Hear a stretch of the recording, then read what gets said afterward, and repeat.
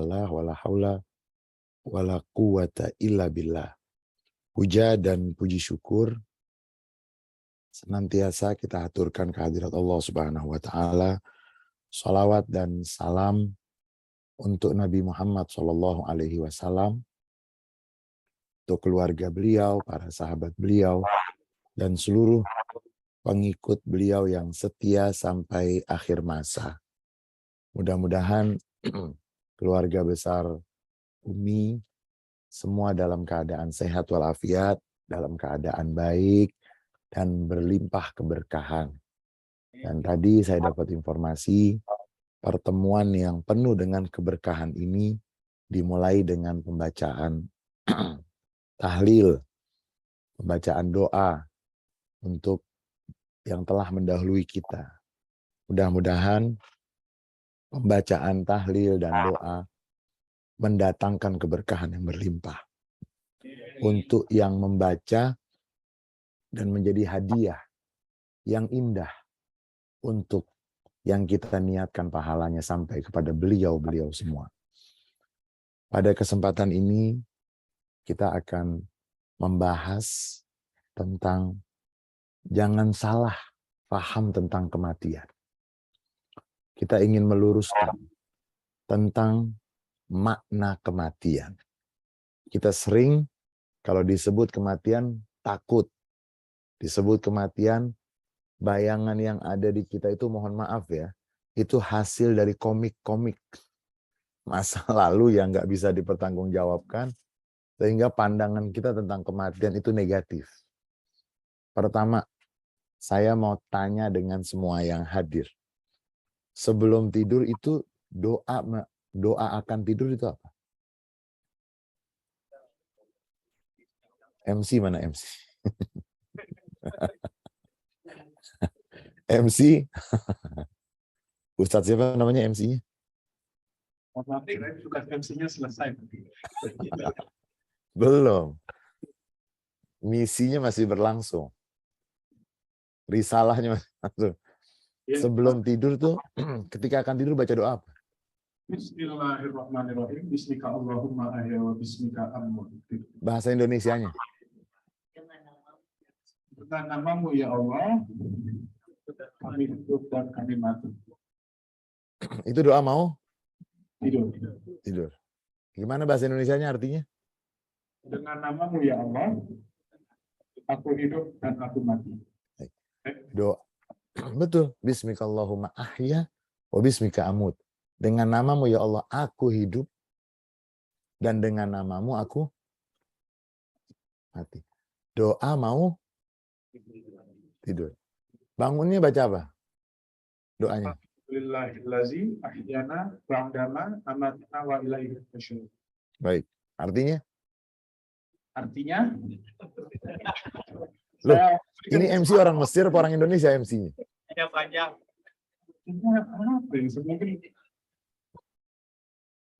Terima kasih ya Allah telah dibangunkan dari mati.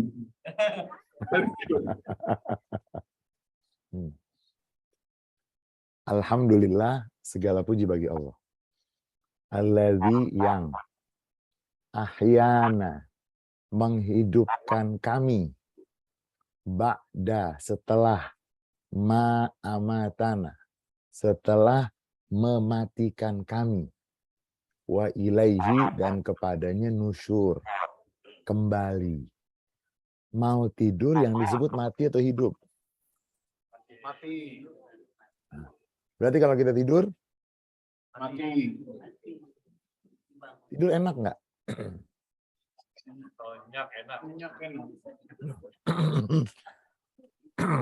Secara garis besar. Oh iya. Secara garis besar, orang itu kalau tidur mau diganggu atau enggak? Enggak. Kenapa? Karena enak.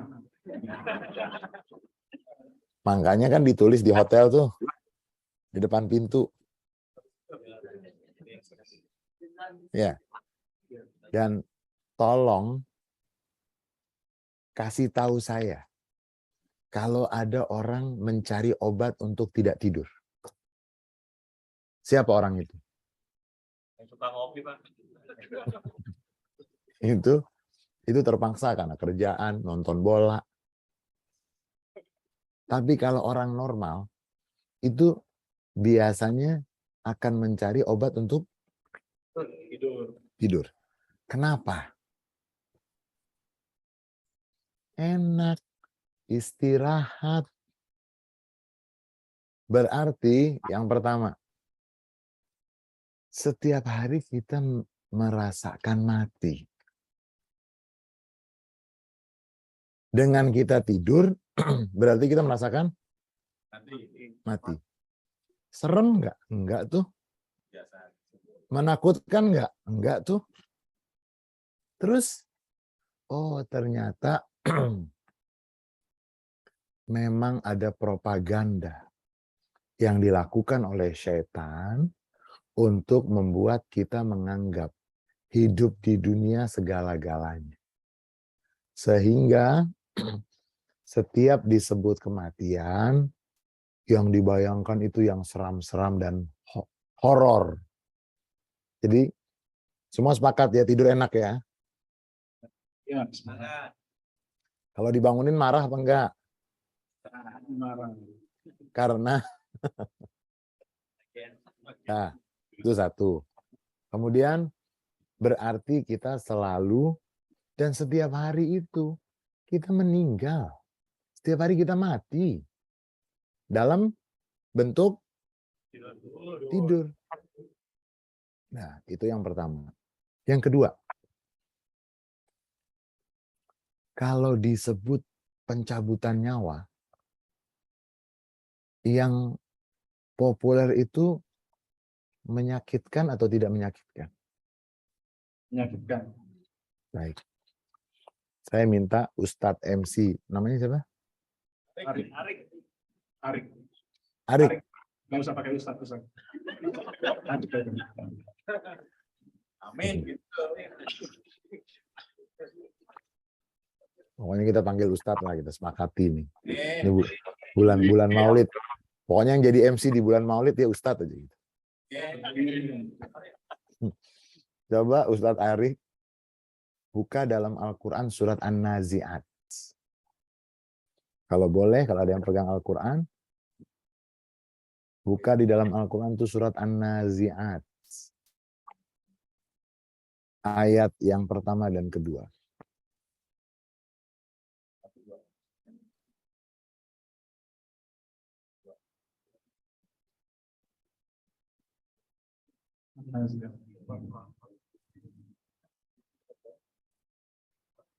Ayat keberapa Ustaz? 1 dan 2. Ya. Dibaca. Ya. Wan-nazi'ati gharqa wan-nasyitati nashqa. Ya, terjemahannya. Demi malaikat yang mencabut nyawa dengan keras. Demi malaikat yang mencabut nyawa dengan lemah lembut. Yang populer yang mana? Yang keras.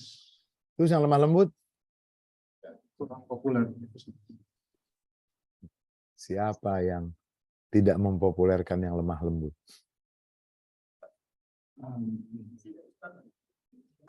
Ustadz. Berarti malaikat yang mencabut nyawa itu ada 2 bentuk cara pencabutan nyawanya. Ada yang dengan keras, ada yang dengan lembut. Kalau sudah jauh-jauh di New Zealand ngaji, punya pengajian rutin namanya Umi, kira-kira malaikat kenal nggak sih?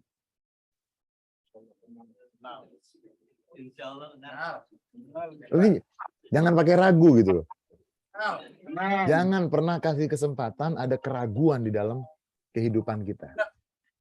Karena setiap ada keraguan, setan akan menguasai, membuat kita bimbang. Kalau udah bimbang kita akan galau. Kalau galau kita akan stres. Ketika stres kita nggak tahu apa yang akan kita lakukan, disitulah kegelapan akan datang. Kira-kira yang sudah jauh dari tanah air, dari kampung halaman, bersilaturahmi, dikasih nama namanya Umi, kemudian pengajian itu rutin, dibacakan ayat Quran, dibacakan hadis Nabi, kira-kira malaikat kenal nggak sih? Apalagi sama MC. Kenal. Kalau yang kenal biasanya prioritas atau biasa? Prioritas.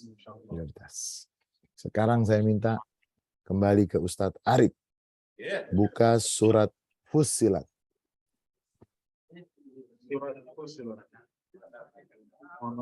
Panduannya itu surat keberapa ya? 30. Surat 30.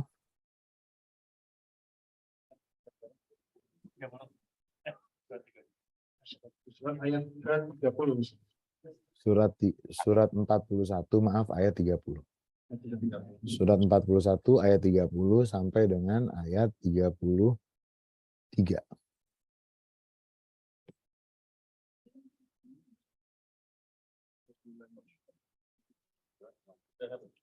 Bismillahirrahmanirrahim.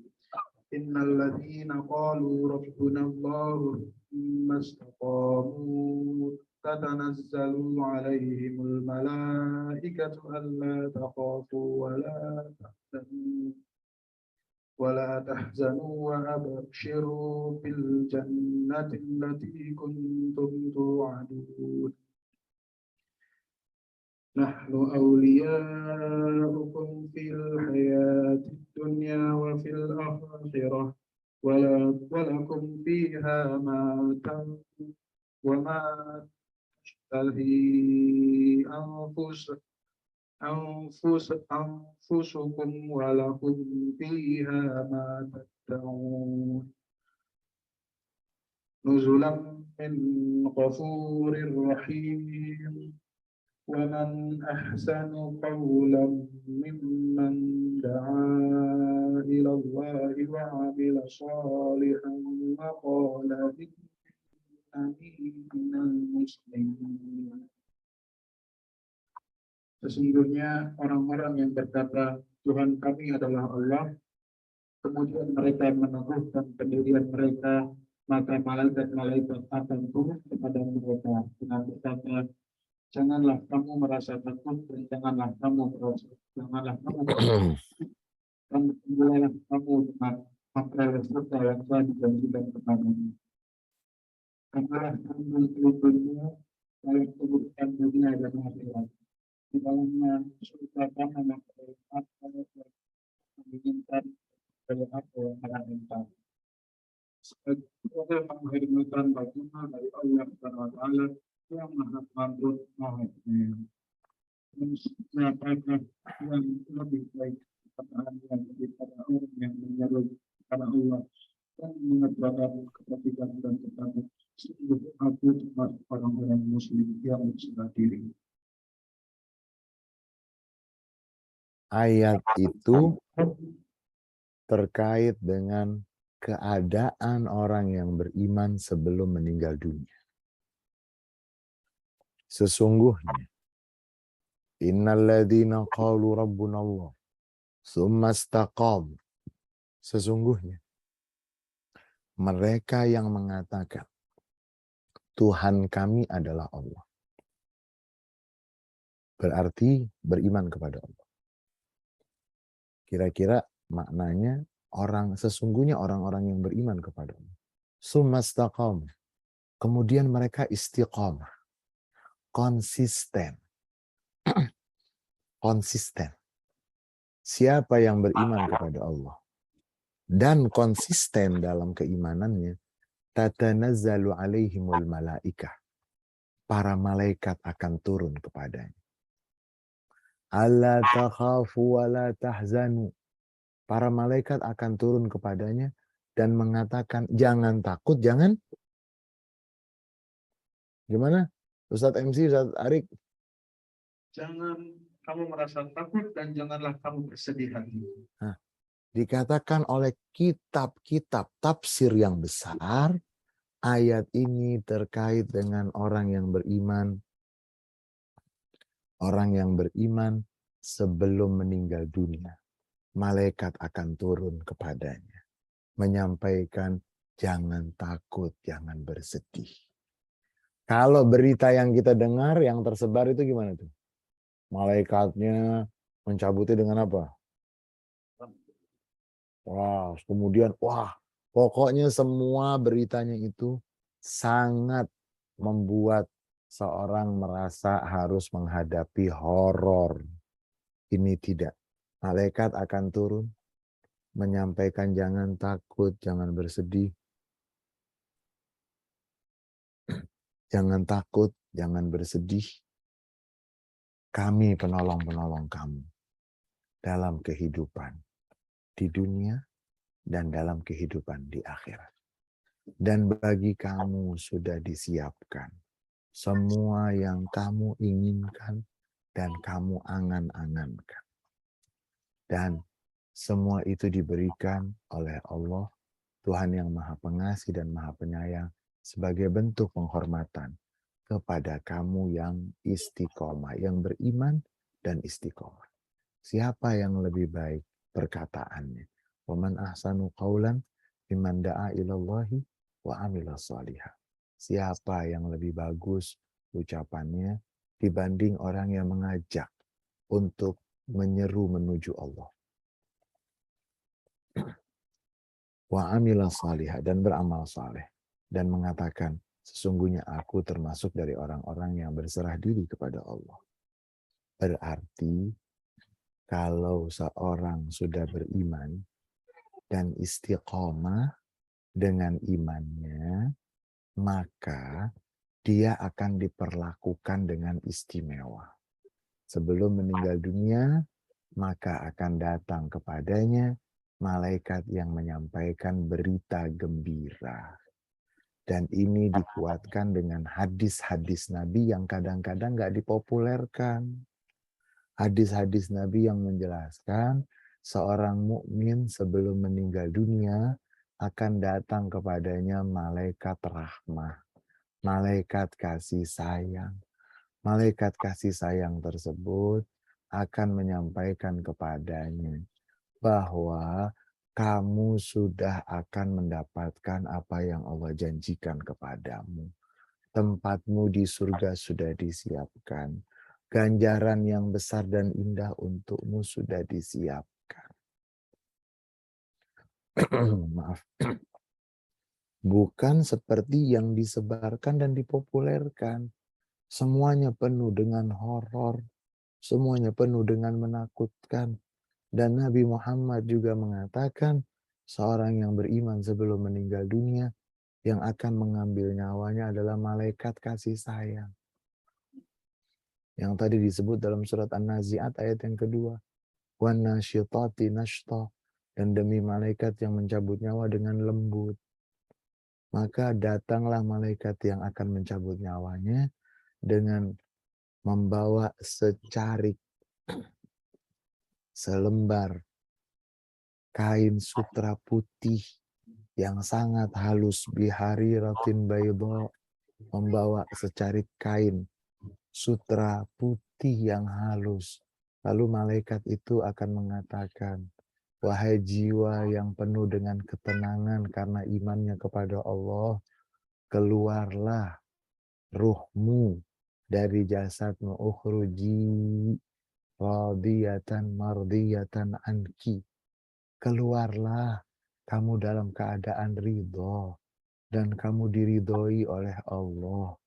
Keluarlah menuju Tuhan yang tidak marah, ila rabbin ghairi ghadban wa rauhin wa raihan, menuju Tuhan yang tidak murka kepadamu.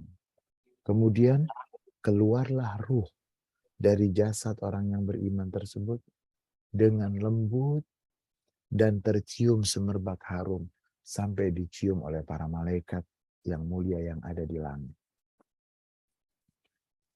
Para malaikat tersebut saling bertanya, min aina atatna hadhihi raiha at-thayyibah, dari mana datangnya semerbak yang harum ini? Lalu malaikat yang menjemput nyawa tadi itu, yang mencabut nyawa tadi, itu membawa ruh orang yang beriman seperti perawat di rumah sakit ketika ada yang bersalin, bayi yang dibawa oleh perawat itu gimana? Cara perawat membawanya lembut atau kasar? Senyum atau cemberut? Kan tidak ada yang membawa bayi dalam keadaan apa? Cemberut, nggak ada. Dengan senyum. Dibawalah oleh malaikat yang mencabut nyawa tersebut dalam keadaan sangat lembut diperlakukan. Lalu karena di atas langit mereka bertanya, dari mana semerbak harum yang kami cium? Lalu disampaikan, semerbak harum yang kamu cium bersumber dari ruh orang yang beriman ini. Lalu diciumi oleh para malaikat. Dibawalah sampai ke tempat nanti disebut namanya barzakh. Kita menyebutnya alam kubur. Kenapa disebut alam kubur? Karena kebanyakan manusia meninggal dikuburkan. Kalau ada yang na'udzubillah, kita mohon perlindungan dari Allah Subhanahu wa taala atau kepada Allah dari musibah-musibah. Kadang-kadang kan ada juga manusia yang meninggal jasadnya tidak diketahui atau tidak ditemukan. Tapi itu tetap di alam namanya alam barzakh. Alam barzakh. Begitu sampai ketika dia sampai di tempat yang di situ Allah sudah siapkan untuk arwah-arwah, untuk orang-orang yang sudah meninggal dunia, maka dia disambut oleh arwah-arwah yang telah mendahuluinya, seperti kal-ghaibil muntazar, seperti anggota keluarga yang dinanti-nantikan kedatangannya. Bagaimana kita, saudara-saudara semuanya yang berada di negeri orang ketika nanti pulang kampung atau di perantauan, ketika nanti pulang kampung, dijemput apa nggak dijemput? Dijemput. Kenapa harus dijemput? Kan pulang ke rumah juga. Nah itu dalam bahasa Arabnya itu al-ghaib al-muntazar. Jadi keluarga yang tidak ada dinanti-nantikan kedatangannya. Keluarga yang jauh ketika datang tuh dinanti-nantikan. Nah, arwah yang baru pulang ini, ruh yang baru pulang ini ke alam barzakh, dia akan disambut oleh ruh yang telah mendahului. Ketika sama seperti anggota keluarga yang datang, misalnya diberitahu, saya nanti mendarat, besok saya mendarat di Jakarta itu jam 7 waktu Indonesia Barat misalnya, atau jam 7 malam waktu Indonesia Barat. Keluarga kita sampai di bandara jam berapa? Jam 8.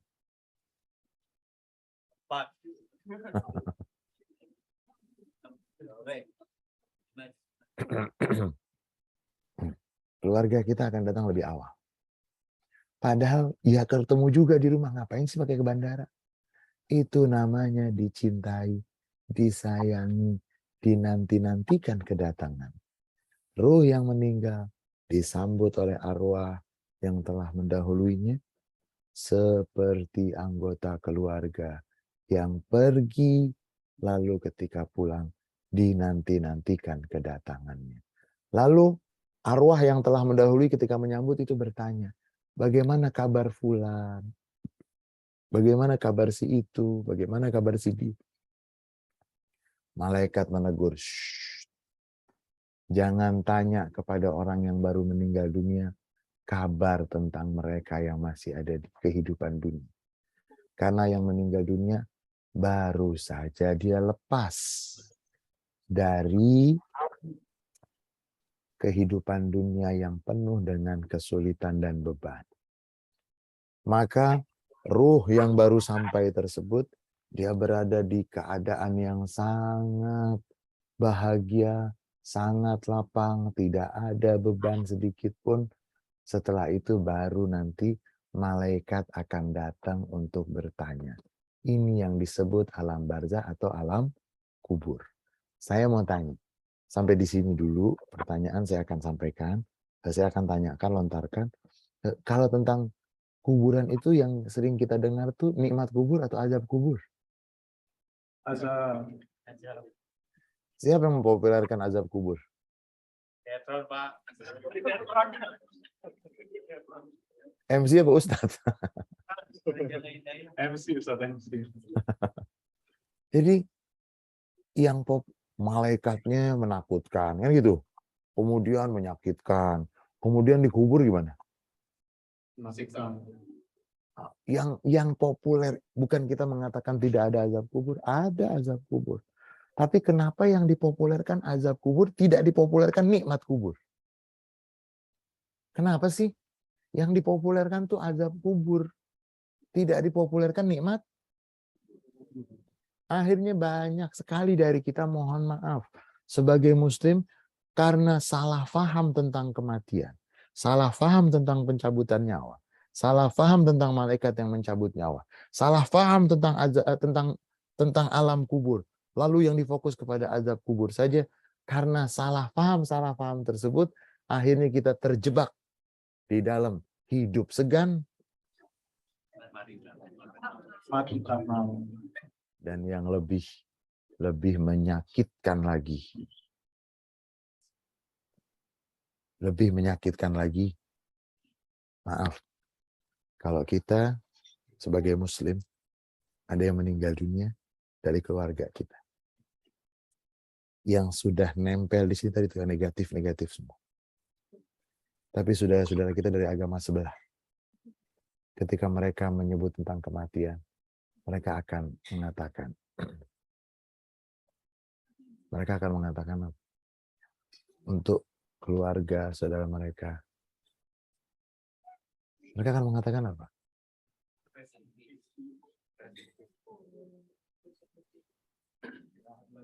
Mereka bilang apa? Mereka akan sebut itu kepangkuan papa. Mereka akan menyebut semua yang menandakan kegembiraan dan kebahagiaan, ketenangan, keamanan. Tapi kalau kita, Siksa kubur. saya minta untuk dibuka oleh Ustadz Arik. Amin.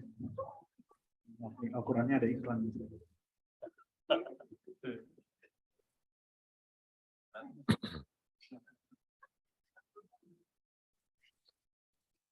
Di dalam surat Al-Imran,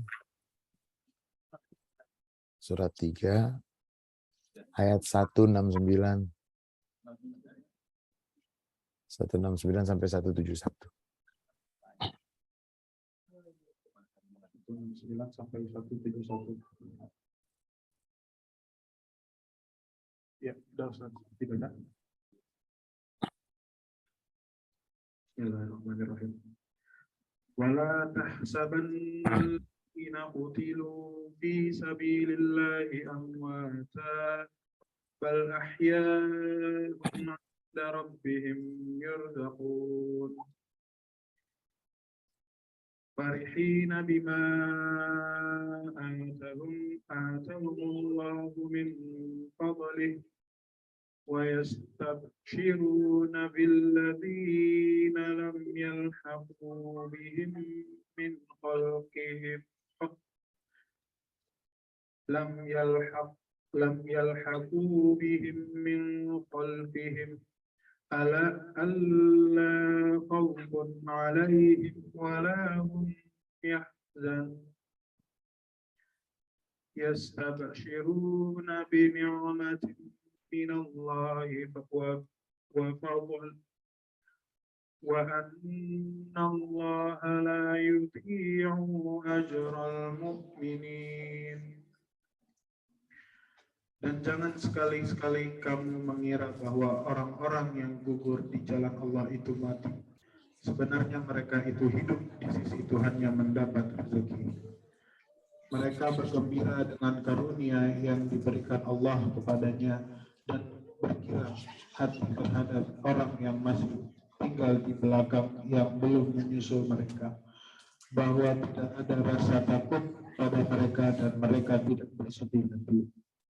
Mereka bersiram hati dengan nikmat dan karunia dari Allah. Dan sungguh Allah akan menyanyiakan pahala orang itu. Jangan menganggap, mengira, meyakini yang meninggal atau gugur di jalan Allah. Di jalan Allah itu bisa perang. Perang itu kan ada dua. Ada perang melawan musuh yang nyata, Ada perang melawan hawa nafsu. hawa nafsu. Yang merantau, mencari nafkah, itu dia di jalan Allah atau tidak di jalan Allah? Di jalan Allah. Jalan Allah. Yang mencari nafkah, yang bekerja dengan profesional, yang mendatangkan manfaat, yang melaksanakan tanggung jawab, semua itu masuk dalam kategori fi sabilillah. Di jalan Allah.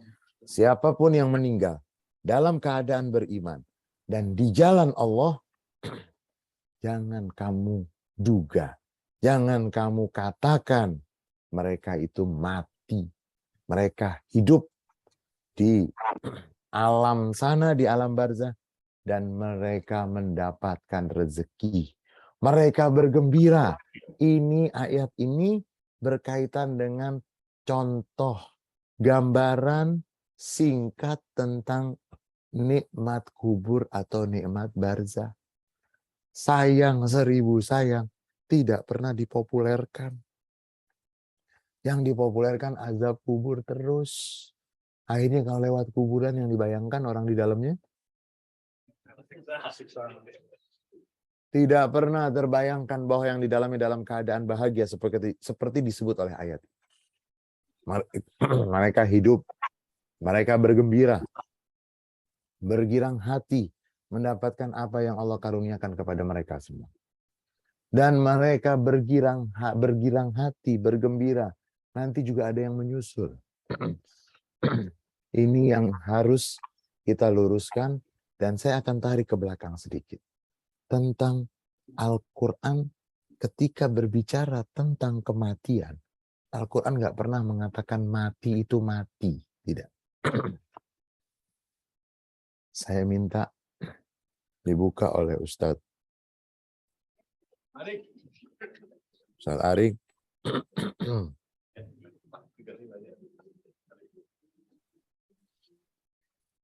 Surat Al-Hijr, surat 15.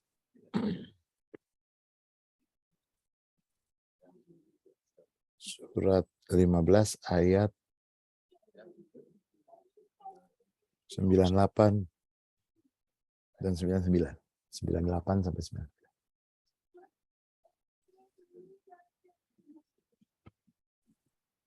Bismillahirrahmanirrahim. Fasabbih bihamdi rabbika wa kum minas sajidin.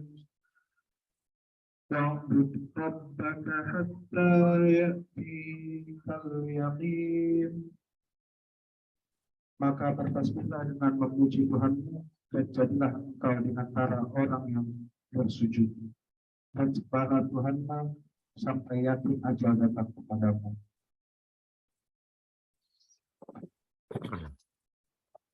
Yakin di situ disebut apa yakin? Wa'bud rabbaka hatta ya'tiyakal yaqin. Sembahlah Tuhanmu sampai datang kepadamu. Yakin itu diartikan kematian. Kenapa yakin diartikan kematian? Semua boleh Anda ragukan, saya ragukan. Satu yang tidak boleh saya ragukan. Saya dan Anda pasti akan meninggal dunia. Yakin, diksi yang digunakan oleh Al-Quran untuk kematian yang pertama adalah yakin. Kenapa? Karena semua bisa diragukan kecuali kematian. Itu pasti akan datang untuk semua kita.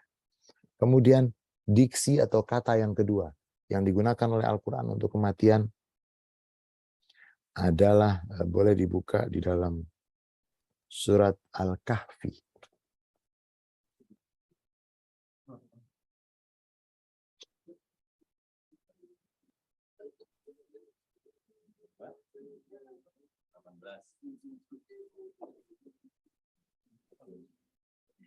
Surat Al-Kahfi pada ayat yang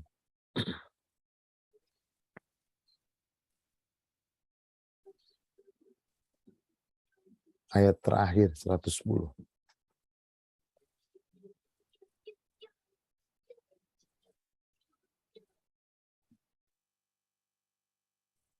Bismillahirrahmanirrahim. Qul inna كما أنا بشر مثلكم يوحى إلي أنما إلهكم إله واحد فمن كان يرجو لقاء ربه فليعمل عملا صالحا ولا يشرك بعبادة ربه أحدا.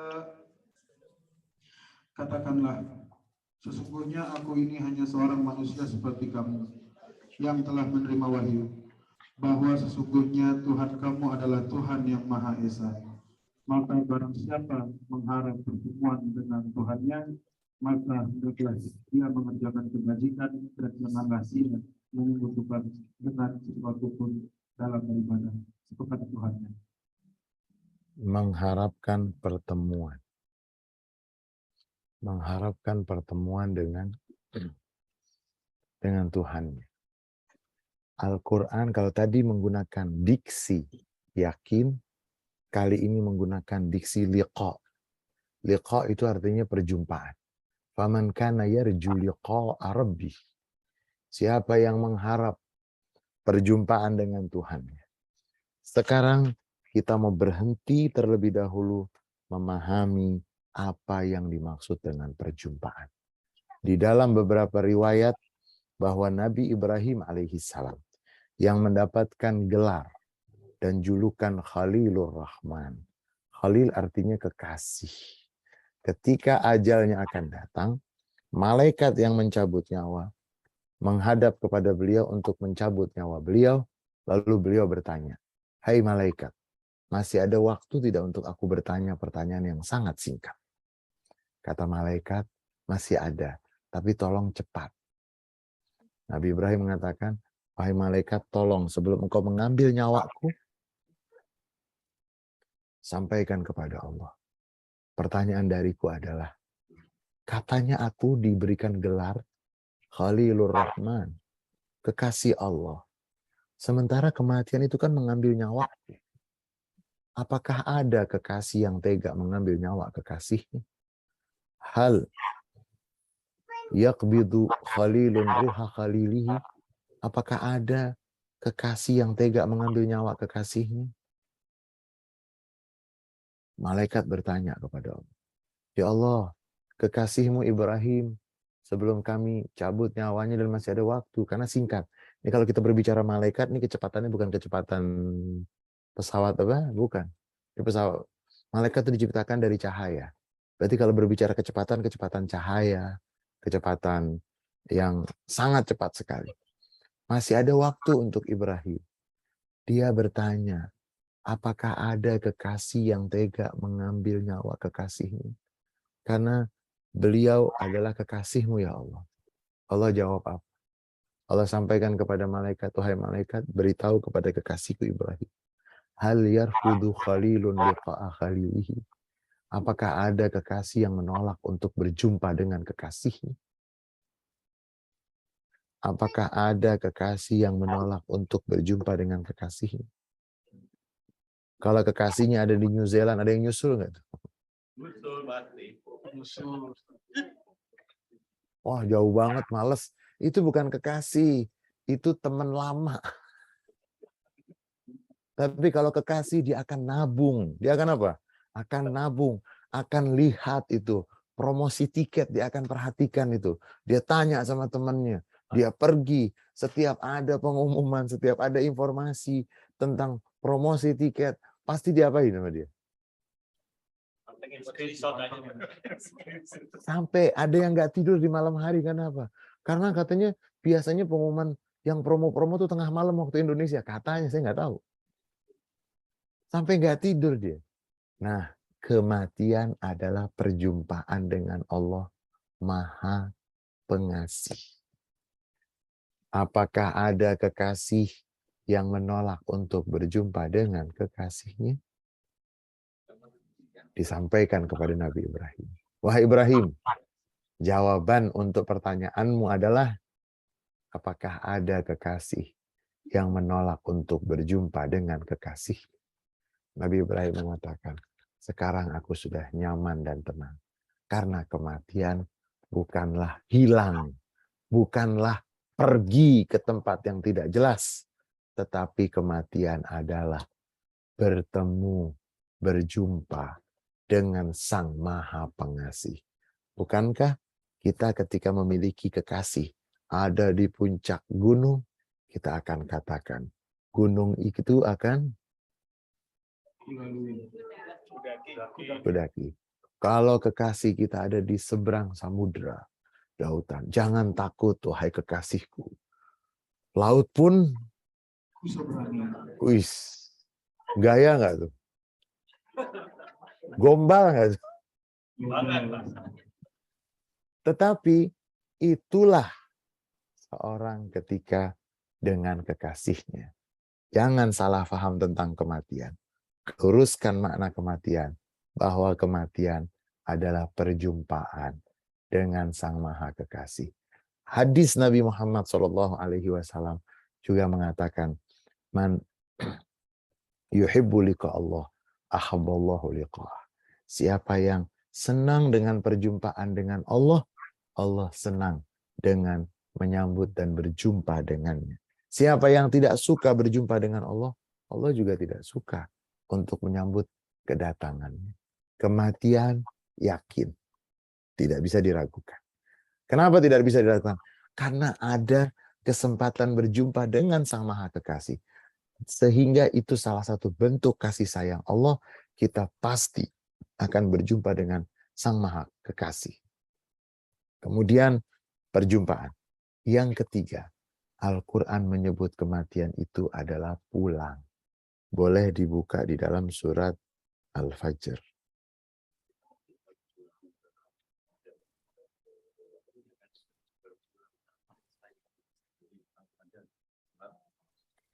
Surat Al-Fajr, surat 89,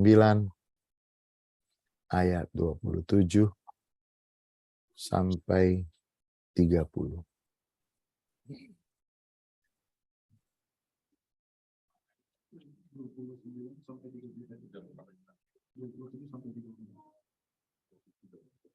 Bismillahirrahmanirrahim. Ya ayyatuhan nafsul mutmainnah, irji'i ila rabbiki radiyatan mardiyah, fadkhuli fi ibadi wadkhuli jannah. Nanti Kembalilah kepada Tuhanmu dengan hati yang ridho dan ridhonya. Maka masuklah ke dalam golongan hamba-hambaku dan masuklah ke dalam surga. tidak dikatakan matilah, pulanglah. Kita mau garis bawahi diksi pulang. Ketika kita di bangku sekolah, anak-anak yang sekolah, paling senang itu waktu pulang. Ketika dalam kantor saat bekerja, yang paling menyenangkan itu waktu pulang. Ketika di perantauan, waktu yang dinanti-nantikan adalah pulang kampung. Tidak pernah saya mendengar anak sekolah tidak suka dengan waktu pulang. Tidak pernah saya mendengar seorang yang bekerja tidak mau pulang. Tidak pernah saya mendengar, dan aneh sekali kalau ada seorang yang tidak suka dengan pulang kampung.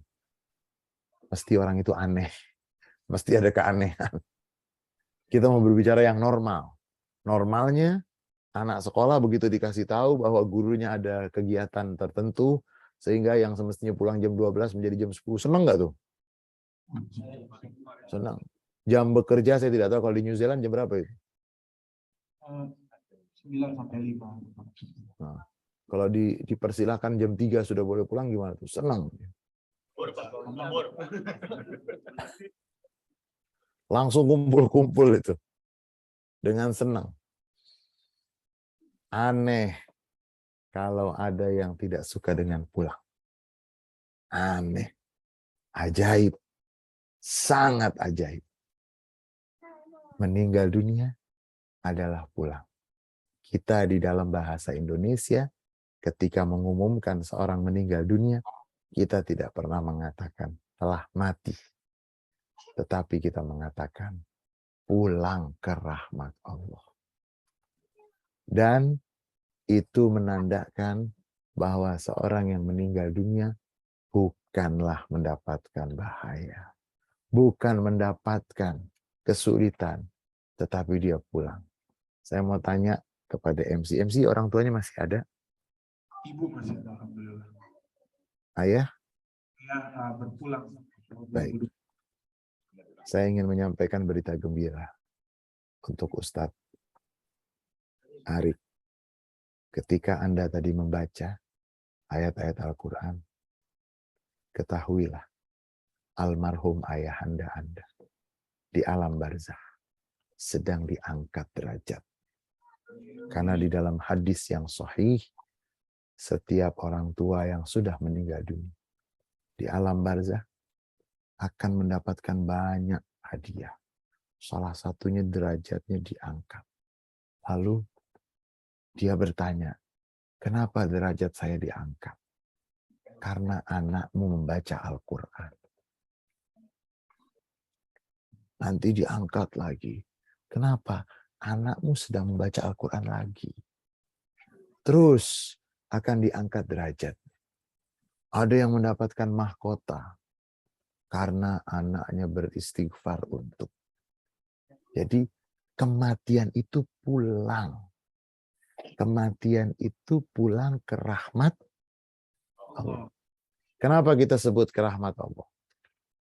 Dalam hadis qudsi, Allah mengatakan, aku memiliki 100 rahmat. 100 kasih sayang. Rahmat itu artinya kasih sayang. 1 rahmat sudah aku turunkan. Dengan 1 rahmat yang aku turunkan, semua makhlukku memiliki kasih sayang. Sampai binatang tidak akan membahayakan anak. Sampai gajah tidak akan menginjak anak. 1 sudah aku turunkan rahmat, ada di sisiku 99 rahmat dan kasih sayang. Aku siapkan untuk hamba-hambaku yang baik. Kita kalau mau disuruh pilih, mau pilih 1 sekarang atau 99 nanti? 99 nanti. 99. Meninggal dunia, pulang ke rahmat Allah karena akan mendapatkan 99 rahmat dan kasih sayang. Kemudian, nah itu kita harus luruskan. Kemudian Nabi Muhammad SAW ketika menyebut kematian, beliau tidak pernah menyebut matinya umatku. Tapi beliau mengatakan hasadu ummati ma baina sittina wa sab'in. Bahasa Arab hasad itu artinya panen. Panennya umatku antara umur 60 dan 70. Lalu diartikan panen itu adalah wafat atau kematian. Karena memang umat Nabi Muhammad banyak yang ketika usia 60, 70 itu wafatnya di usia tersebut. Nabi menyebutnya dengan diksi, hasad, panen. Hasadu ummati ma baina sittina wa sab'in. Panennya umatku. Kenapa Nabi tidak menyebut mati? Nabi menyebut panen. Karena kehidupan di dunia adalah ladang. Yang berumah tangga, beristri, bersuami, itu adalah ladang. Mana yang berat jadi istri apa jadi suami?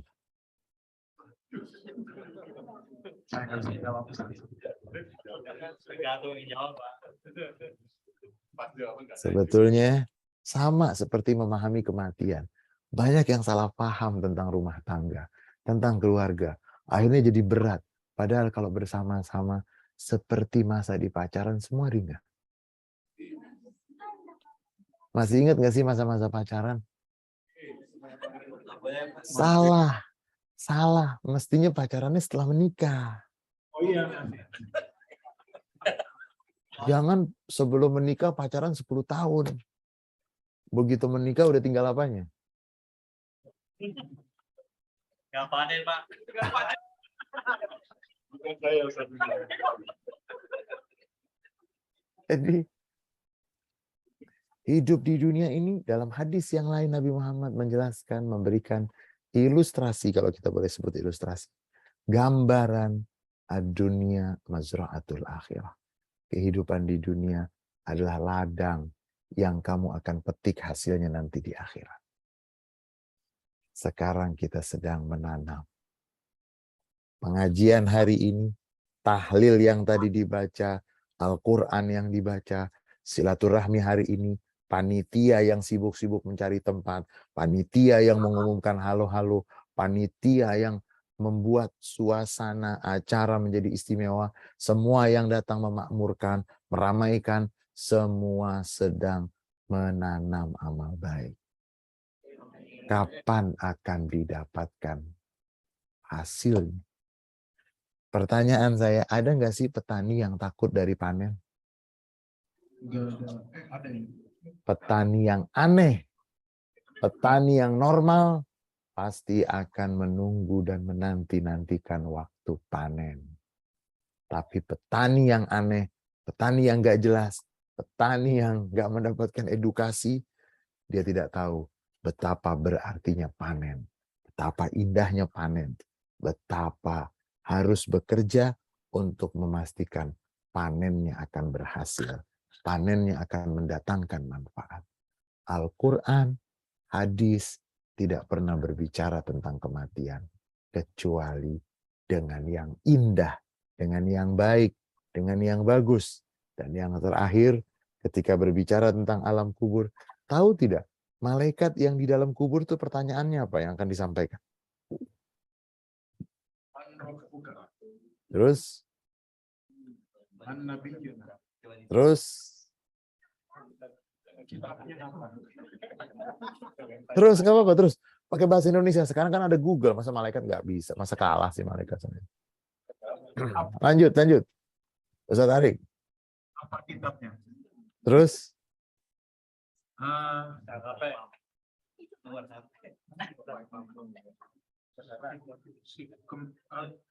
Man rabbuka, wa man nabiyuka, wa ma qiblatuka, wa ma imamuka, wa ma kitabuka, wa man ikhwanuka. Nanti akan ditanya, siapa Tuhan? Siapa nabimu? Di mana kiblatmu?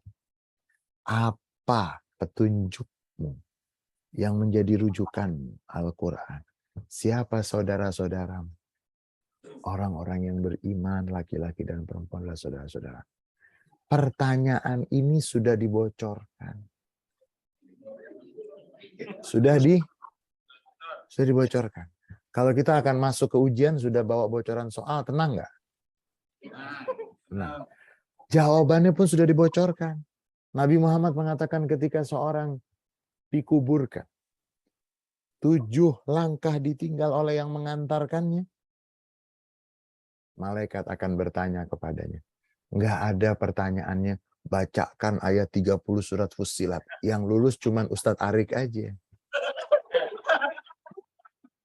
Bayangkan kalau pertanyaannya, bacakan ayat 27 surat Al-Fajr. Nggak ada yang lulus. Atau pertanyaannya terserah malaikat. Bingung nggak? Betapa indahnya. Soalnya sudah dibocorkan. Jawabannya pun sudah dibocorkan. Dan ternyata pertanyaannya itu sangat dasar.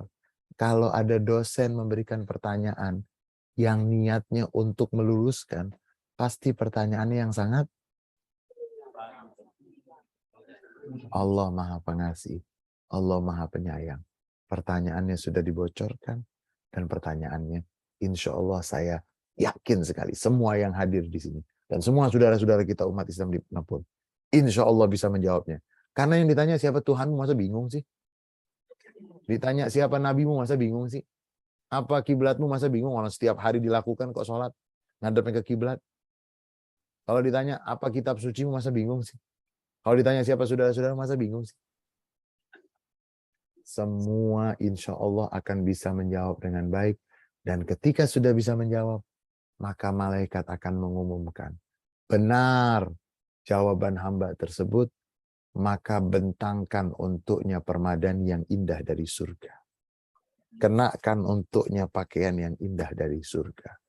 Tunjukkan untuknya di mana tempat-tempat yang sudah disiapkan untuknya yang indah di surga. Itulah bagian dari kenikmatan kubur, nikmat barzah, dan sebagai penutup, siapa yang selalu membaca surat Al-Muluk atau surat Tabarak. Nabi Muhammad mengatakan, siapa yang membaca surat Al-Muluk atau surat Tabarak, nanti surat Al-Muluk atau surat Tabarak akan membela dia, menyelamatkan dia, menjaga dia dari azab kubur, dan menyelamatkan dia sampai masuk ke dalam surga. Jangan pernah berburuk sangka kepada Allah, terutama yang terkait dengan kematian. Berbaik sangka kepada Allah, berbaik sangka kepada hamba-hamba Allah.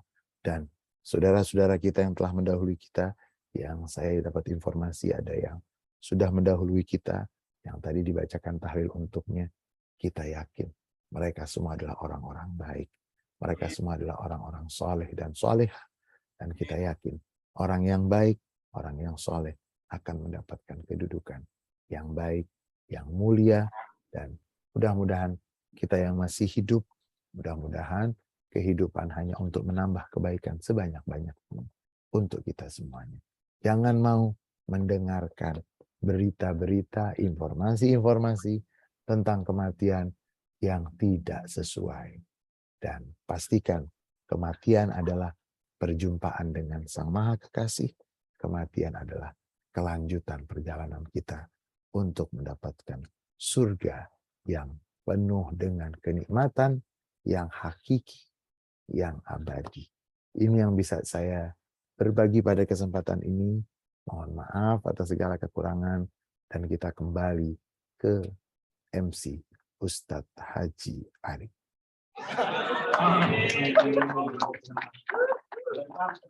Alhamdulillahirrahmanirrahim. Terima kasih banyak Ustadz Ali atas ilmunya yang benar-benar memutarbalikkan pandangan saya sebelumnya atau kita semua kematian dari yang menakutkan menjadi yang menggembirakan. Tadi sempat ada perasaan jadi kayak segera. Jadi kayak apa?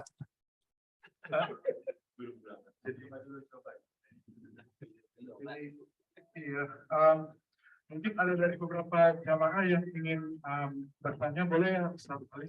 Boleh, silakan. Ya, mungkin kita mulai dari ibu-ibu. Yang mau angkat tangan?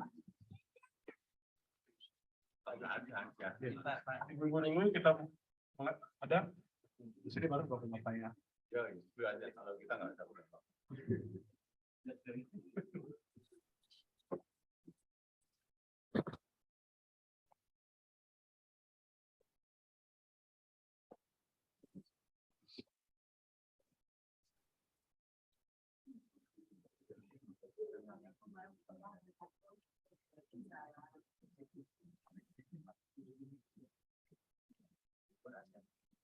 Assalamualaikum warahmatullahi wabarakatuh. Waalaikumsalam. Assalamualaikum.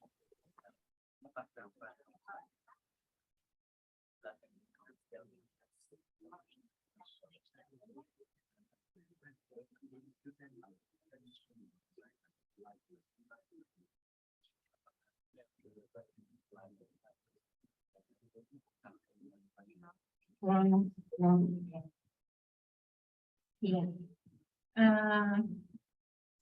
Pertanyaan saya, seandainya, mohon maaf, ada orang-orang yang tidak beramal soleh dan tidak buta tentang agama, dan tidak menjalankannya dan tidak mengamalkannya, dan terus dia meninggal. Bagaimana di alam barzakh dengan tentang malaikat dengan Allah diterima dengan baik atau bagaimana, Ustaz? Pertanyaan saya, Baik. mohon maaf tidak. Baik. Boleh. Ustaz mau dijawab langsung atau dikumpulin? Boleh saya jawab langsung. Yang pertama begini. Kalau ada yang punya lahan tidak ditanami, kemudian yang punya lahan sebelahnya itu ditanami. Ketika yang satu panen, yang satu tidak panen, yang salah siapa? Tidak panen. Tidak tanam. Kan gitu. Jadi kalau misalnya Anda punya tanah, Anda bercocok tanam. Yang di sebelah Anda atau yang jauh dari Anda tuh punya tanah juga. Tapi dia nggak bercocok tanam. Ketika Anda mendapatkan hasil panen, yang sana marah nggak?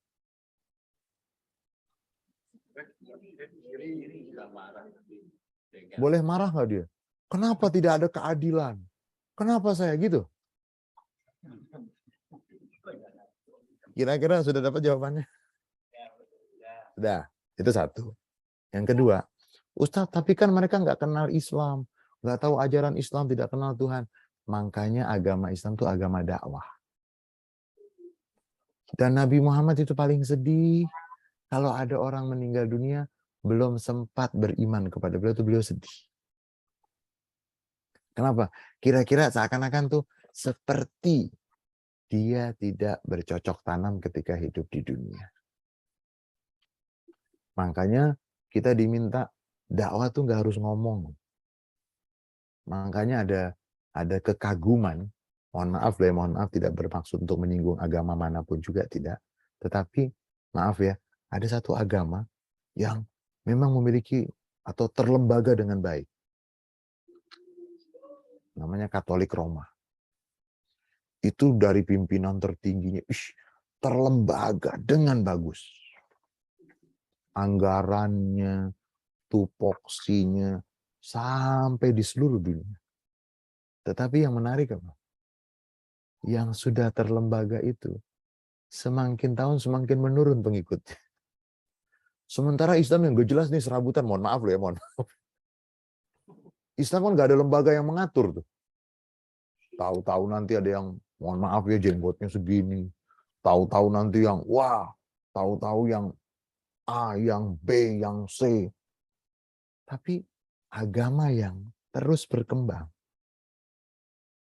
itu agama Islam. Padahal, mohon maaf ya, mohon maaf, tidak terlembaga. Ditanya seorang ulama, kenapa agama Islam kok bisa berkembang? Sementara yang sudah terlembaga, agama tersebut sudah terlembaga loh. Sampai punya kedutaan mereka. Kok kalah yang itu? Ya, karena di dalam Islam, setiap muslim mendapatkan tugas berdakwah. Dan dakwahnya tidak harus pakai mic, tidak harus ada masjid, tidak harus di masjid, tidak harus dengan ceramah. Dakwahnya itu dengan perilaku. Saya kasih contoh, maaf beribu maaf. Mereka yang tidak memiliki aturan agama seperti agama kita, hubungan suami istri diatur nggak? Diatur. Ada namanya institusi itu rumah tangga dan keluarga. Bukan laki-laki bisa berhubungan dengan siapapun yang dia suka, yang penting wanita itu suka. Tidak.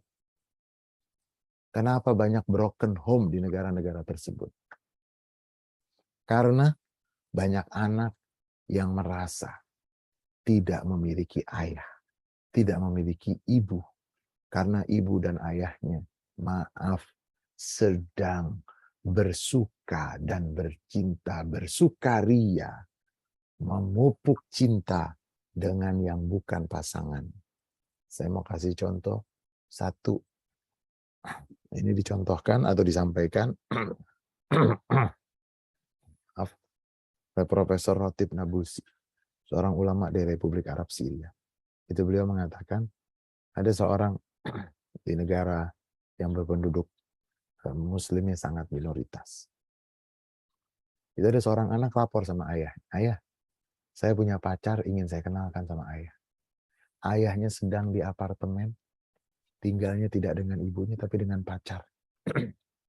Ayah, saya mau lapor, saya punya pacar. Insya Allah saya mau nikahin. Ayahnya bilang, bawa ke sini, ayah. Pacar kamu, ayah mau lihat. Begitu datang, dibawa. Ayahnya berbisik sama dia. Jangan nikahi ini. Kenapa? Kenapa ayah? Ini anak ayah, tapi ibu kamu nggak tahu. Hasil dari apa itu berarti? Hasil dari wabillahi taufik.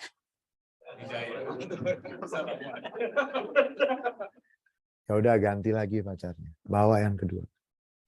Ayahnya bilang waktu yang datang yang kedua lagi, jangan sama yang ini juga. Ini juga anak ayah. Tapi ibu kamu nggak tahu. Karena memang ya begitulah kehidupannya. Cari yang ketiga.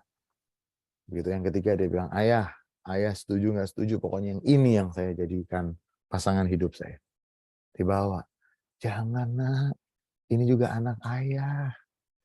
Cuman ibu kamu nggak tahu. Lapor dia ke ibunya. Karena ibunya di apartemen yang sana lagi, lain lagi.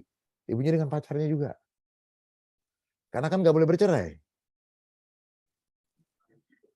Akhirnya apa? Lapor sama ibunya.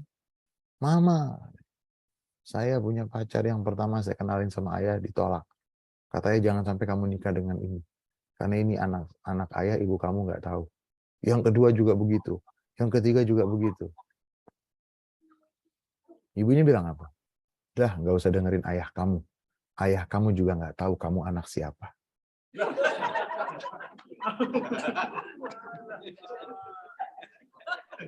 Kacau nggak? Manusia seperti binatang nanti. Kucing waktu masih kecil, dia disayang sama ibunya. Tapi begitu dia sudah dewasa, dia akan berebut makanan dengan ibunya. Berapa banyak, mohon maaf, di negeri-negeri yang tidak ada aturan, institusi rumah tangga, tidak ada aturan ijab dan qabul, tidak ada komitmen, aturan dalam hubungan laki dan perempuan, maka manusia, maaf, beribu maaf, bisa seperti binatang, bahkan lebih rendah dari binatang. Kucing akan berebut. Kucing yang tadinya anak akan berebut dengan jantan yang memang sama ibu. Islam agama yang membawa kebaikan dunia dan akhirat. Dan saya memiliki keyakinan sesuai dengan hadis Nabi. Nanti ajaran Islam akan sampai ke seluruh wilayah tanpa terkecuali. Dan itu memang hadis Nabi Muhammad SAW. Jadi yang tidak tahu, tugas kita memberitahu. Kenapa kita mendapatkan tugas untuk berdakwah? Berdakwah nggak usah maki-maki, nggak usah marah-marah. Berdakwah nggak usah harus pakai sorban. Berdakwah nggak harus pakai apa ya? Nggak usah pakai tasbih, pegang gitu tasbih gaya kayak nggak usah. Nggak usah.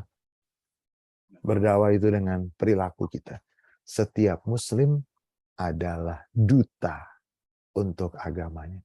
Karena ajaran kita itu. Kalau agama, maaf, ada agama lagi namanya agama Yahudi. Agama Yahudi nggak bisa jadi Yahudi itu kalau ibunya bukan Yahudi. Itu agama yang kalau menurut almarhum Gus Dur, gak usah kamu takuti itu. Kenapa? Karena nggak bisa berdakwah. Karena orang yang mau masuk agamanya harus ibunya berdarah Yahudi dulu. Kalau tidak. Kemudian ada agama, mohon maaf, yang ada kastanya. Sehebat apapun Anda itu kalau kastanya rendah, mau nikah tuh harus dengan kasta yang sama. Kalau Islam gimana kalau Islam? Itulah yang dikatakan rahmat untuk alam semesta. Makanya kita punya tugas kalau kita nggak bisa berdakwah, kita doakan, ya Allah, banyak orang yang belum mengenalmu, banyak orang yang belum tahu ajaran agamamu, banyak yang belum tahu siapa nabimu. Ya Allah, berikan petunjuk kepada mereka. Aku mau berdakwah, takut mereka tersinggung. Aku ingin menyampaikan, takut mereka merasa disindir. Ya Allah, aku nggak bisa kecuali aku berdoa. Ketika kita berdoa, tiba-tiba mereka misalnya membaca, mendengarkan berita atau apa, yang mendorong mereka masuk Islam, doa kita itu akan menjadi bagian yang membawa keberkahan buat kita, terutama nanti di hari akhirat. Jangan sumpahin orang yang nggak beriman, biarin aja tuh nanti mati masuk neraka. Itu malah mukmin yang tidak punya rahmat di dalam hatinya, dia tidak akan mendapatkan rahmat dari Allah. Makanya kita punya tugas, kalau nggak bisa kita menyampaikan, kita doakan. Dan banyak kisah-kisah kenapa yang non-muslim masuk Islam, ternyata dari mereka membaca, dari mereka bersahabat. Dan ada satu lagi, ini agak panjang jawabannya, mohon maaf. Ada satu lagi contoh, ada seorang muslim sekolah di Eropa, jatuh cinta dengan gadis bule, lapor ke ayahnya dan ibu di negeri di Timur Tengah.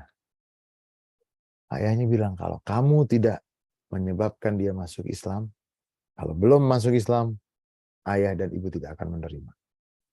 Akhirnya dia kasih tahu sama pacarnya si gadis bule. Dia bilang, ayah saya itu nggak setuju, orang tua saya nggak setuju kalau kamu belum masuk Islam. Nih, saya beliin buku tentang Islam. Supaya kamu masuk Islam, kamu baca dulu. Kan perbedaan orang Timur sama orang Barat, kalau orang Barat itu sangat rasional. Kalau orang Timur sangat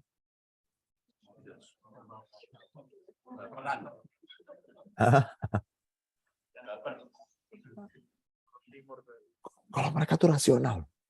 Betul, akhirnya si bule itu janji sama pacarnya yang muslim, laki-laki muslim itu. Ya udah, kasih waktu saya menghatamkan buku-buku ini ya paling lama 3 bulan. Mereka tuh fokus. Kita harus akui lah, orang Barat dengan orang Timur tuh bedanya di situ.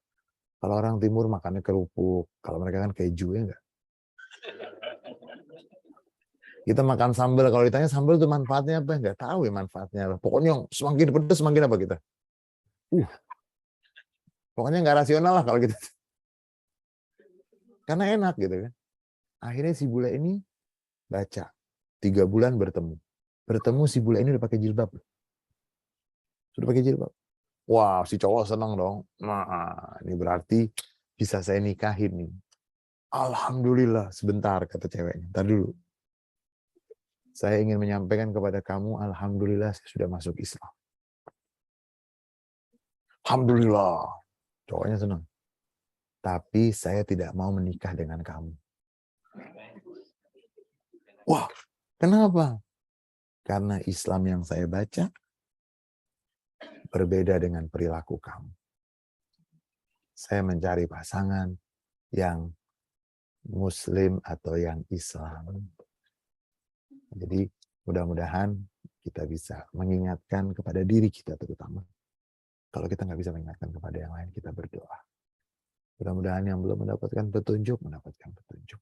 Yang sudah mendapatkan petunjuk, mudah-mudahan petunjuknya itu bisa langgeng sampai dia menghadap kepada Allah dalam keadaan beriman. Itu kira-kira, mohon maaf agak panjang, kembali ke Ustadz Haji Arik, MC.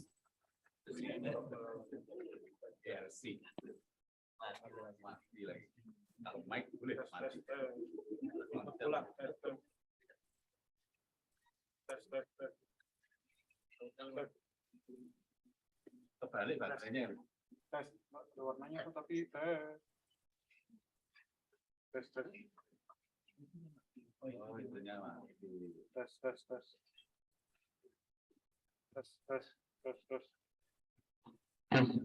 Ya. Mohon maaf Ustaz. Mohon maaf. Silakan. Dengan lagu. Boleh, kalau ada satu lagi boleh. Di sini masih jam 11. Alhamdulillah di sini jam 5. Assalamualaikum warahmatullahi wabarakatuh. Waalaikumsalam warahmatullahi wabarakatuh. Izin saya Budi Putra ingin menanyakan, semuanya banyak banget pertanyaan, tapi saya harus tahu diri karena waktunya tidak panjang mungkin. Ada beberapa hal. Yang pertama, terima kasih Ustaz Sirama Nohani hari ini sangat menyenangkan dan sangat mendinginkan gitu, menenangkan hati pasti karena ilmu yang sangat baik ya. Kalau biasanya yang dulu kita terima kan selalu menakutkan, tapi hari ini adalah menyenangkan. Setuju kan? Setuju. Jadi kalau salah paham tentang kematian, mestinya kalau mau tidur takut ya. Ya, betul. Ini kan enak. Bismika Allahumma ahya bismika amut. Pluk. Insya Allah nanti malam seperti itu. Setuju kan ya? Setuju. Pertanyaan pertama Ustaz, ketika kita mendengar berita berpulang ke rahmat Allah, itu kan kita mengucapkannya turut berduka. Gitu. Dalam pengertian saya berduka itu kan berarti turut bersedih ya. Sebenarnya kalau kita mengikuti apa yang telah disampaikan Ustaz tadi bahwa kematian itu kan berpulang ke rahmat Allah di mana persembahan itu dinanti-nanti. Berarti mestinya kan kita syukuri gitu. Apakah kita ketika menyampaikan ucapan bela sungkawa berduka itu sebenarnya tidak seperti itu? Apakah kita harus mengucapkan syukur alhamdulillah bahwa keluarga kita, salah satu keluarga kita telah berpulang ke rahmat Allah dan akan berjumpa dengan Allah? Itu pertanyaan pertama. Yang kedua, tadi telah disampaikan bahwa di alam barzah kubur itu ada siksa kubur dan nikmat kubur. Ini adalah cukup persingkat waktu saja. Kapan kita ini akan mengalami siksa kubur dan kapan kita ini akan menikmati nikmat kubur. Yang kedua. Yang ketiga, mungkin yang terakhir, pertanyaan terakhir. Sejak dulu banyak mungkin kita semua selalu menerima pelajaran baik dari guru agama, dari ustadz bahwa selalu yang tadi yang disampaikan bahwa yang dipopulerkan itu yang menakutkan gitu ya, yang adem-adem tidak itu. Nah, apakah kira-kira di Indonesia ini apakah kira-kira bisa dimulai yang dipopulerkan yang menyenangkan Ustaz, yang tidak menakutkan, sehingga kita atau semuanya umat Islam di Indonesia itu memiliki pemikiran dan pemahaman yang seperti tadi adem gitu, tidak takut akan kematian, tidak resah akan ketika orang diberikan sakit dan sebagainya. Apakah kira-kira mungkin DPR bisa nggak membuat undang-undang agar Ustadz itu harus menyampaikan atau mempopulerkan yang baik yang lemah tadi Ustadz. Mungkin itu saja Ustadz. Terima kasih. Assalamualaikum warahmatullahi wabarakatuh. Waalaikumsalam warahmatullahi wabarakatuh. Saya jawab dari yang ketiga ya. Itu yang bisa menjawab tentang yang ketiga itu anggota DPR. Gitu. Tetapi kita mengharapkan ada namanya kan kurikulum ya. Kurikulum tentang agama, materi agama. Nah, kita mengharap dalam kurikulum itu melalui Kementerian Agama yang terkait dengan tema atau materi keagamaan Islam itu yang diajarkan semua yang akan membuat atau dampaknya itu positif. Karena kalau berbicara Al-Quran itu sudah waktunya sekarang untuk mengungkap atau mengupas ayat Al-Quran itu sebagai bagian dari tidak terpisahkan dengan ilmu pengetahuan. Jadi ada nanti namanya tafsir ilmi. Bagaimana ayat Al-Quran berbicara dan ilmu pengetahuan mengukuhkan. Sehingga ayat Al-Quran dan ilmu pengetahuan selalu apa? Bergandengan dan mendukung. Itu nanti pembahasannya di kurikulum nasional, kemudian yang terkait dengan pendidikan agama. Kemudian pertanyaan yang kedua tadi, kapan kita akan mendapatkan nikmat kubur? Dan tadi saya sudah sampaikan, paling mudah itu paling mudah. Baca surat Al-Muluk, surat Tabarak. Cuma 30 ayat. Dan Nabi Muhammad pernah mengatakan dalam hadisnya,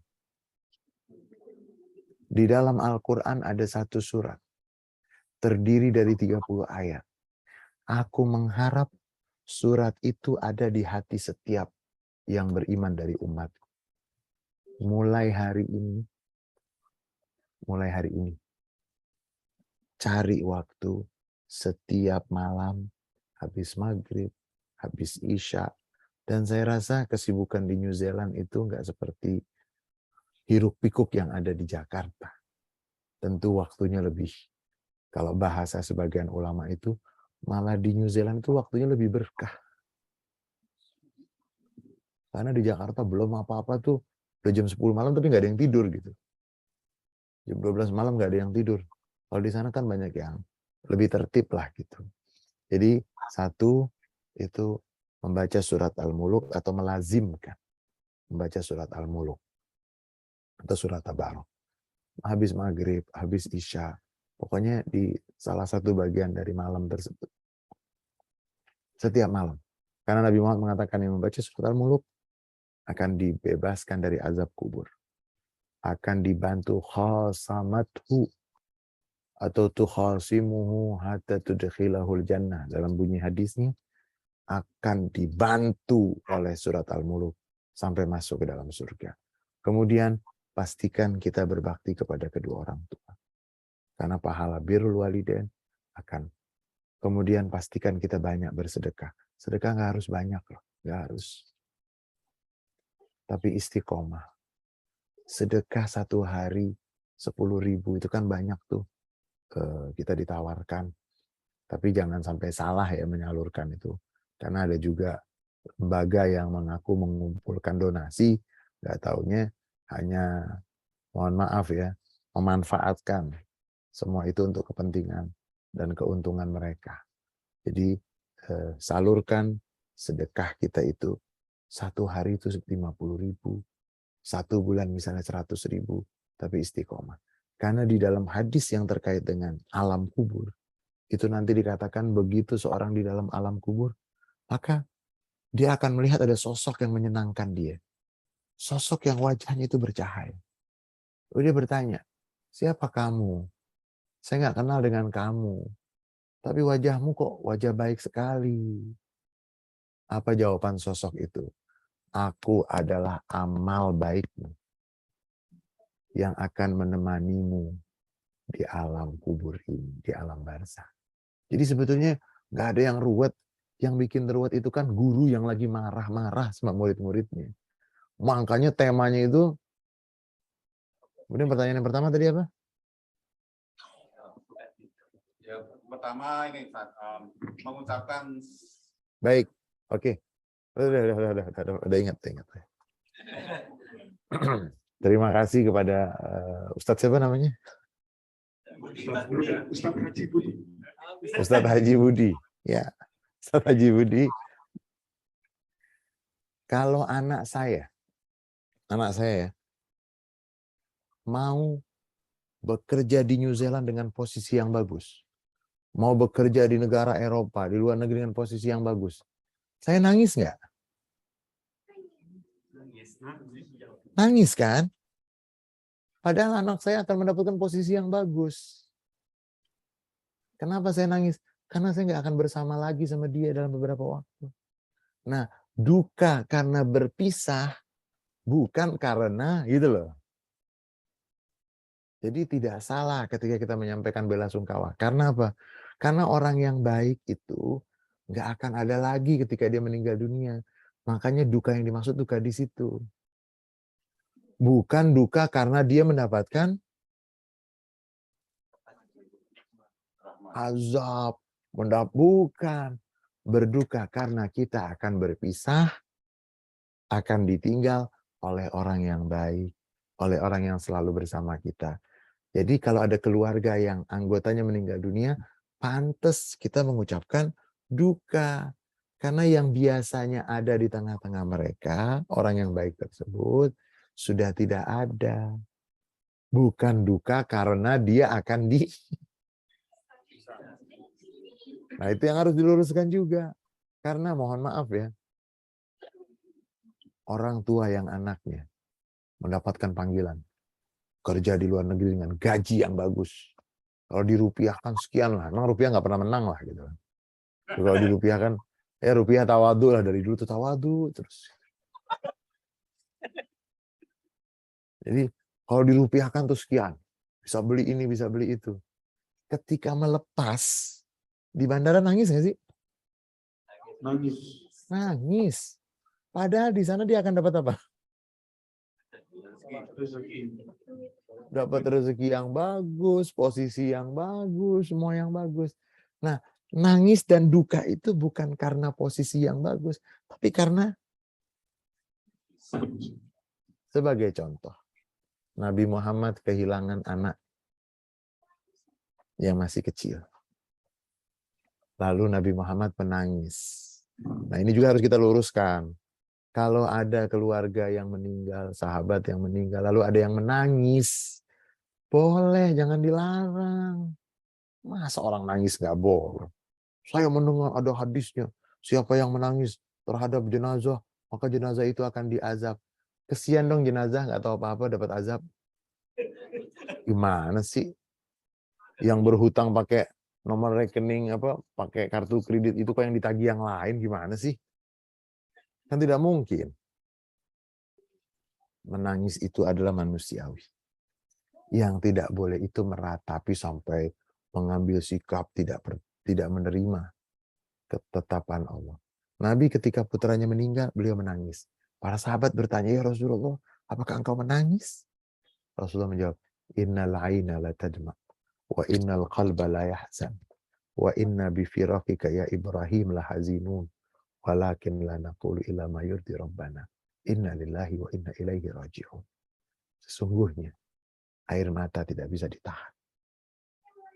Hati tidak bisa dusta, penuh dengan kesedihan karena berpisah dengan, akan tetapi kami tidak mengucapkan kecuali yang mendatangkan keridhaan dari Allah. Innalillahi wa inna ilaihi rajiun. Jadi nangis itu jangan sampai berarti duka karena dia akan mendapatkan, tidak. Nangis karena kita berpisah dengan orang yang baik, dengan orang yang dekat dengan kita. Jadi boleh kita menyampaikan duka karena setiap orang yang dicintai meninggal dunia, berarti dia akan kehilangan selama hidup di dunia dari sosok orang yang baik tersebut. Wallahu a'lam, mudah-mudahan bisa menjawab. Alhamdulillah, terima kasih banyak Ustaz. Bapak Ibu mohon maaf karena waktu kita menghargai waktunya Ustaz juga. Alhamdulillah udah kita tutup aja, kita udah selesai. Gak apa ya? Ya. Ustaz, makasih banyak. Alhamdulillah. Kembali. Benar-benar merubah saya juga pandangan dari kami semua tentang kematian. Semoga ilmu yang barusan Ustaz berikan kepada kami berkah, dan juga insya Allah kami doakan Ustaz dan keluarga dalam kesehatan, senantiasa diberikan kemudahan dan selalu dalam lindungan Allah Subhanahu wa taala. Udah, begitu aja dari kami Ustaz. Assalamualaikum warahmatullahi wabarakatuh. Terima kasih, mohon maaf lahir dan batin, semua sehat, semua berkah. Tangan Ustaz Ali. Sampai berjumpa. Assalamualaikum warahmatullahi wabarakatuh.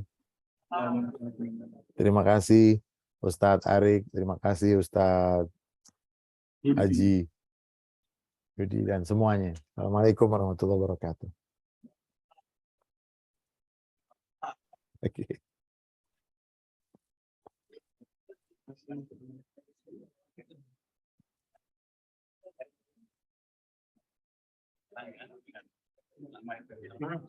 Alhamdulillah, Ibu dan masih ada pertanyaan mungkin bisa ditanyakan